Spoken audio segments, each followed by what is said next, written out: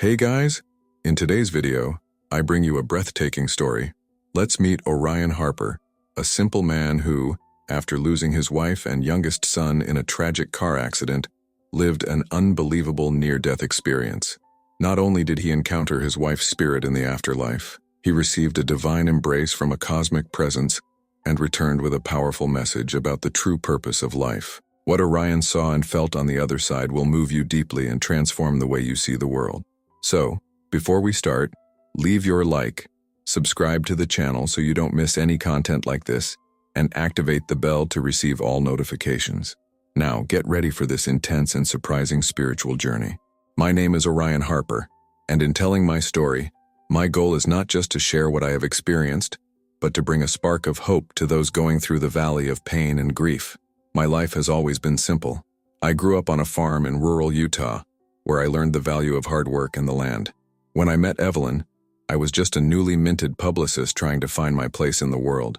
She was a high school teacher with the gift of brightening up any room with her smile. Evelyn was a gentle soul, and together we built a life in the mountains of Heber City, surrounded by the tranquility of nature and the laughter of our two sons, Benjamin and Oliver. Easter that year brought an invitation to visit Evelyn's parents. I remember the smell of apple pie at my in-laws' house, the sound of children running in the yard, and especially the long hug Evelyn gave her mother as they said goodbye. "I love you, Mommy," she said, holding her mother's face in her hands. At that moment, I saw something in his eyes, perhaps a presentiment, a silent intuition, but I didn't ask anything. On the way back home, the sky was tinted orange, and Evelyn was singing softly to Oliver, who was sleeping on her lap. Benjamin was in the back seat, his eyes heavy with sleep. And then, the world turned upside down. The accident happened in an instant, but the impact reverberates to this day. I dozed off at the wheel and the car left the road. The wheels touched the gravel, and in the blink of an eye, we began to roll over. The sound of twisting metal mixed with screams, and all I could do was hold on to the steering wheel with all my might. When it finally stopped, silence took over. I tried to move, but my body wouldn't respond. The pain was unbearable, as if every bone had been broken. I saw blood running down my left leg, or what was left of it. My right arm hung at an awkward angle, and my breathing was cut off by the pressure of the seatbelt on my abdomen. I turned my face and saw Evelyn and Oliver. There was no movement, there was no life. My heart broke into 1,000 pieces. As the paramedics worked frantically to free me from the wreckage, my vision began to blur. The sound of sirens and voices seemed to recede, as if I were being pulled away. Suddenly, a soft, comforting light began to fill everything around me. It wasn't the cold light of headlights or flashlights, but something different, almost palpable. I felt the warmth spread through my body, easing the pain, bringing a peace I had never experienced before. I realized I was no longer attached to my body. I floated above the accident scene, seeing everything from a surreal perspective. I saw the paramedics cutting through the twisted metal, my own eyes half open, expressionless, but I wasn't afraid. There was a silent acceptance, almost as if I knew this was part of something bigger. Then, in the midst of that light, a figure began to form. Evelyn. She was there, untouched by the accident, enveloped in a glowing aura. Her presence exuded love and serenity, and just seeing her made me forget all the suffering. "Orion," she called. Her voice seemed to touch my soul. "You can't stay." I wanted to hug her, but there was no body, only energy. "Evelyn, I can't leave you. Not like this." My own voice echoed without sound, but she understood. "Benjamin needs you," she replied, and each word carried the weight of a promise. "He's going to need you more than ever." I felt the truth in his words. Despite the comfort of that light, something inside me knew that my journey was not over. "I don't know if I can do it," I confessed. She got closer, and even without physical touch, I felt her love envelop me. "You are stronger than you know. Come back." For him, and then, like a wave, the light began to dissipate. I was pulled back into my body, into the pain, into reality. My eyes opened in the hospital, dazzled by the fluorescent lights, and the weight of the world fell on me once again. When my eyes opened in the hospital, the world seemed strangely distant. The fluorescent lights cast a cold glow, and the constant hum of the machines enveloped me like an oppressive cloak. Every breath was an effort, and the pain shot through my body like sharp blades. I tried to move, but I soon realized the extent of my injuries. My left leg was no longer there. My right arm, bandaged and supported by wires and tubes, seemed like a distant memory of what it once was. My spine was fragilely stabilized by metal rods, and every movement was a brutal reminder of my body's fragility. Despite the physical pain, nothing compared to the emptiness that filled my chest. Evelyn and Oliver are gone. I repeated this to myself over and over, hoping that somehow reality would adjust, that I would wake up from this nightmare. But the nightmare was real, and I was trapped in it.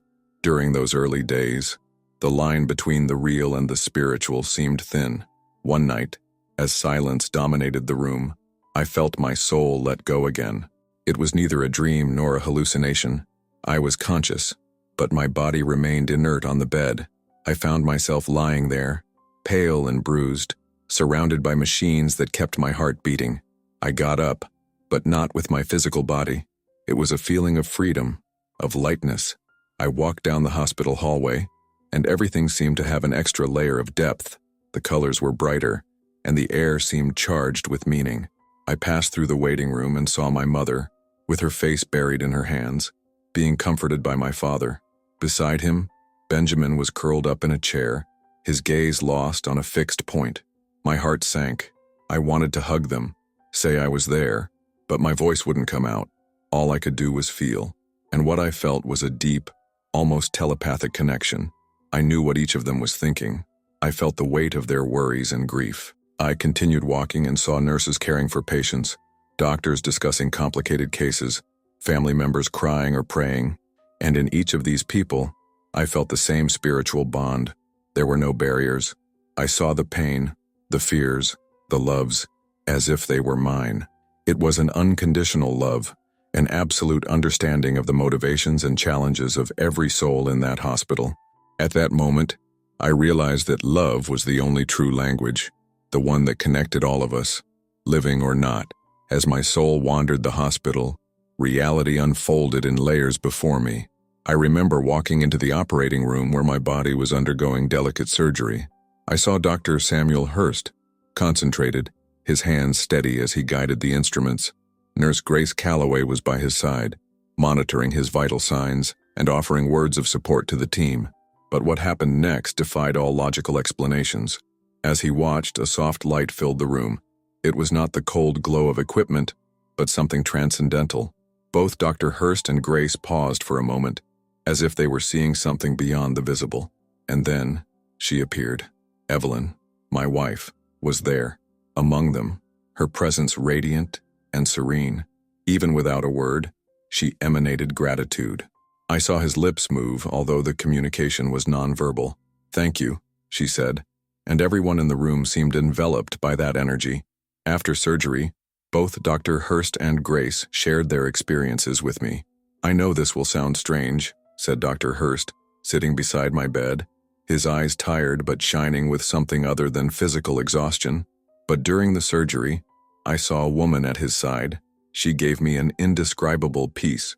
I can't explain it, but I felt like she was helping us save his life." Grace, still in uniform, with her hair tied in a loose bun, confirmed. "I saw it too, and I felt it. It was like time stopped for a moment. She looked right at me, and I felt like love itself was present in the room." Hearing these accounts validated my own experience. It wasn't just a creation of my wounded mind. Evelyn was truly there, not just with me, but with everyone around me.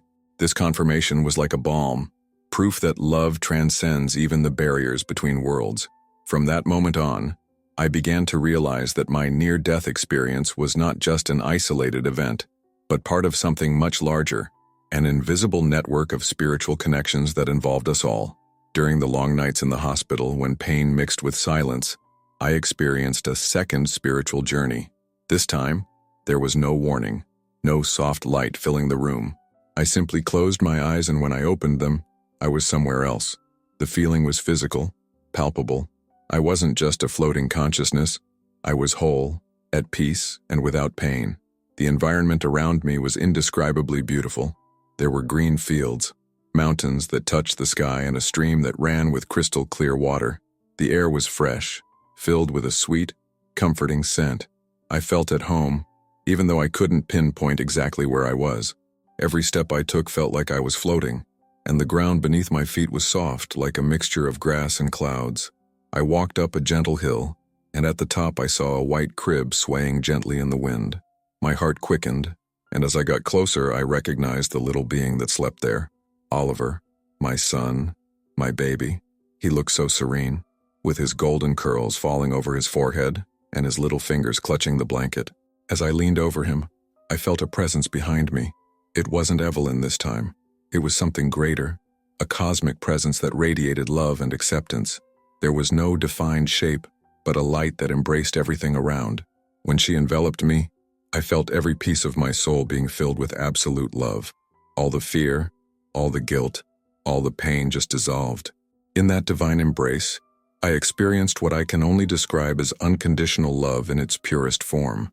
During this experience, my entire life flashed before me, not as a judgment, but as a gentle review. I saw my childhood, my mistakes, my achievements, every small and great moment, but instead of feeling ashamed or regretful, it all seemed to make sense. It was as if every choice, good or bad, had been an essential piece of the puzzle that was my existence. "Do you want to stay?" the soft voice asked, not with words, but with a feeling. I looked at Oliver, so calm, and felt an indescribable peace. But then I thought of Benjamin, alone in the world, and I knew that my journey was not yet complete. "I need to go back," I replied, handing Oliver over to that luminous presence, accepting that he was in good hands. As the light intensified, I felt my body being pulled back, crossing the barrier between that perfect world and the harsh reality of physical life. During the long nights in the hospital, when pain mixed with silence, I experienced a second spiritual journey. This time there was no warning, no soft light filling the room. I simply closed my eyes, and when I opened them, I was somewhere else. The feeling was physical, palpable. I wasn't just a floating consciousness. I was whole, at peace and without pain. The environment around me was indescribably beautiful. There were green fields, mountains that touched the sky, and a stream that ran with crystal clear water. The air was fresh, filled with a sweet, comforting scent. I felt at home, even though I couldn't pinpoint exactly where I was. Every step I took felt like I was floating, and the ground beneath my feet was soft, like a mixture of grass and clouds. I walked up a gentle hill, and at the top I saw a white crib swaying gently in the wind. My heart quickened, and as I got closer, I recognized the little being that slept there. Oliver, my son, my baby. He looked so serene, with his golden curls falling over his forehead and his little fingers clutching the blanket. As I leaned over him, I felt a presence behind me. It wasn't Evelyn this time. It was something greater, a cosmic presence that radiated love and acceptance. There was no defined shape, but a light that embraced everything around. When she enveloped me, I felt every piece of my soul being filled with absolute love. All the fear, all the guilt, all the pain just dissolved. In that divine embrace, I experienced what I can only describe as unconditional love in its purest form. During this experience, my entire life flashed before me, not as a judgment, but as a gentle review. I saw my childhood, my mistakes, my achievements, every small and great moment, but instead of feeling ashamed or regretful, it all seemed to make sense. It was as if every choice, good or bad, had been an essential piece of the puzzle that was my existence. "Do you want to stay?" the soft voice asked, not with words, but with a feeling. I looked at Oliver, so calm, and felt an indescribable peace. But then I thought of Benjamin, alone in the world, and I knew that my journey was not yet complete. "I need to go back," I replied, handing Oliver over to that luminous presence, accepting that he was in good hands. As the light intensified, I felt my body being pulled back, crossing the barrier between that perfect world and the harsh reality of physical life. "Do you want me to proceed to the next topic?" "Fordo," you said. ChatGPT said. When I returned to my body, the transition was brutal. The lightness and comfort on the other side gave way to acute pain, the weight of reality, and overwhelming grief. My eyes opened to the white ceiling and harsh lights of the hospital, and every beat of my heart felt like a collision with the reality I needed to face. He was alive, but at what cost? My left leg had been amputated above the knee, my right arm was a puzzle of bones and metal plates, and my spine, supported by screws, reminded me with every movement that my body would never be the same. The physical pain, however, was just a shadow compared to the pain of loss. Evelyn and Oliver were no longer here. The emptiness next to me was immense, and the silence echoed its absences. In those early days, I wished the light had taken me, that I hadn't returned. The task of caring for Benjamin seemed overwhelming. How could I, broken and fragile, be the father he needed? When I was finally transferred to the rehabilitation ward, each physical therapy session was a challenge to my willpower. Learning to use the prosthetic leg required patience that I didn't have. My arm, wrapped in bandages and a cast, limited my independence. But the biggest test came when Benjamin was allowed to visit me. I didn't know what to expect. My son had survived the accident, but at what emotional cost? When he walked into the room, holding my mother's hand, my heart skipped a beat. Benjamin seemed smaller, more fragile. There was a shadow in his eyes that were once full of life. When our mother encouraged him to come closer, he hesitated. My biggest fear was that he would see me as an outsider, a broken man. "Ben!" My voice was hoarse, and he finally looked at me. There was an internal battle going on there. He took one step, then another, until finally he ran into my arms. Even with the physical pain, wrapping him was the closest moment to heaven I've experienced since my near-death experience.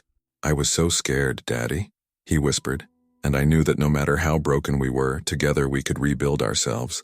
That hug was the beginning of our healing, the starting point for a journey that I knew I wouldn't have to travel alone. As the days went by, life in the hospital became an arduous routine, but also a fertile ground for spiritual growth. Every physical therapy session, every medical exam, and every conversation with psychologists was a piece of my rebirth. Little by little, I realized that my near-death experience was not just a personal blessing, but an invitation to see life from a new perspective. I remember a specific afternoon, when the sun cast a golden hue through the hospital windows. I was sitting on my bed, my gaze lost on the horizon, when a nurse came in with a notebook and a pen. "Write it down," she suggested. "Put out what you're feeling." At first, the words came out like shards of glass, sharp and painful. I wrote about guilt, about the fear of not being enough for Benjamin, about the absence of Evelyn and Oliver. But as the pages filled, I began to notice patterns. My pain was not a punishment, but a passage. My grief was not the end, but the beginning of a journey of acceptance. The doctors and nurses also started to open up to me. Nurse Grace, who had seen Evelyn's vision during surgery, often sat next to me, sharing stories of other patients who had experienced what she called touches of the divine. Dr. Hurst, a rational and skeptical man, confessed that the experience had changed him profoundly. "I've always believed in science, Orion," he said, his eyes fixed on mine. "But what I saw that day, I can't explain it. It was like your wife was really there, guiding my hands." These conversations reinforced what I already knew. Life was more than flesh and bones. There was an invisible network of connections, a spirituality that united each human being in a tapestry of love and purpose. Instead of isolating myself in the pain, I started looking for those connections. I spoke to other patients, offered my shoulder to those who were facing their own battles, and the more I shared, the more the void inside me filled. Benjamin also began to flourish. He attended therapy sessions, and together we started a memoir about Evelyn and Oliver. We wrote stories, pasted photos, and little by little, transformed mourning into a living tribute. Our home became a sanctuary of love and memories, where the presence of those who departed was felt in every corner, not with pain, but with deep gratitude for having shared life with them. As my recovery progressed, I began to mentally revisit my near-death experience, seeking to understand the lessons it held, that divine presence that enveloped me in light, the cosmic embrace that I felt, remained alive in my memory. It wasn't just an isolated event, but an ongoing message that echoed in my heart. Life is not a test, it's a gift. This understanding brought a profound change in my way of seeing the world. Before the accident, I used to live on autopilot. Small everyday irritations had the power to ruin precious moments, but now, every second seemed imbued with meaning. Even the most banal gestures, like feeling the heat of the sun on your face or hearing Benjamin laugh, became sacred. One of the biggest revelations I experienced was about the concept of judgment. During the review of my life in spiritual experience, I saw my failures and successes without the weight of guilt. There was no divine court, just a deep understanding that every mistake was a learning opportunity. The loving presence that surrounded me did not judge me. It just showed me that judgment was something I imposed on myself. And if I could forgive myself, then I could truly set myself free. This inner freedom brought practical changes. I decided not to go back to my old job in advertising. Instead, I began volunteering at the hospital where I recovered, offering support to families facing grief or illness. I became a kind of bridge between the visible and spiritual worlds, sharing my story only when I felt it could help. Benjamin also flourished. Over time, he made new friends, started playing sports again, and together we found a new normal. I encouraged him to talk about his mother and brother, to express his emotions without fear of judgment. Our bond became stronger than ever, and her resilience taught me as much as my near-death experience. Every day, unconditional love manifested itself in the little things. I saw this spiritual connection in the people around me, in the coincidences that seemed to whisper that the universe was kinder than we imagined. I started writing about my experiences, and eventually shared my story in lectures and support groups. What was once an open wound has become a beautiful scar, a reminder that pain, when crossed with love, can transform into purpose. As time went by, my life took a new direction. Each morning, as I opened my eyes, I was reminded of the luminous, loving presence that surrounded me during my near-death experience. It gave me the strength to move forward, even when the physical and emotional pain threatened to bring me down. Benjamin and I found a routine, and each day brought a small victory, a smile, a joke, or a moment of peace. Our home, which once felt like a place full of painful memories, began to fill with life again. When I was finally released from the hospital, returning home was a challenge. My new physical condition required adaptations, and my prosthetic left leg was a constant reminder of the changes my body had undergone. However, as I walked through the door of our house, I felt a wave of gratitude. I was alive, I had my son, and most importantly, I had a mission. I knew my spiritual journey was not over. Evelyn had asked me to stay for Benjamin, but there was also a greater purpose in my survival. I began looking for ways to share my story, not just as a near-death experience, but as a testimony of love and redemption. I accepted invitations to speak at support groups, at churches, and even at gatherings of people who had similar spiritual experiences. With each story, I felt that the light that surrounded me on the other plane spread a little more throughout the world. Benjamin became my greatest teacher. Her resilience, her ability to find joy even after so much pain, was inspiring. He accompanied me to some lectures and sometimes even shared his own point of view. My father came back to me," he said, and those words were like a balm for my soul. We learned to celebrate the little moments, a lazy afternoon watching movies, a walk in the park, a starry night viewed from the balcony. I knew the grief would never completely go away. There would always be an empty space at the table, a longing that would tighten your chest on special dates. But instead of allowing it to bring me down, I used this longing as fuel to live even more intensely.